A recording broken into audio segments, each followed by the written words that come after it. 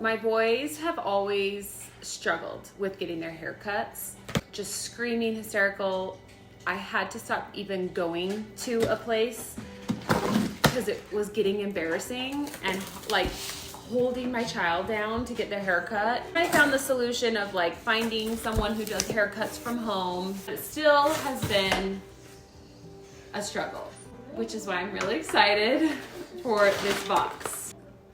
I'm so excited. This is the haircut box and it comes with instructions so I can learn to cut my boy's hair at home. Okay, look what came in the box. My own apron. I'm opening it for the first time.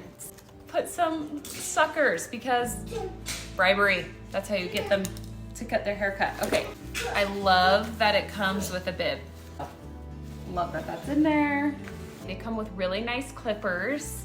And then I love this because you can get this, you know, around the ear, the back of the neck. Love that. Spray adjustable clips.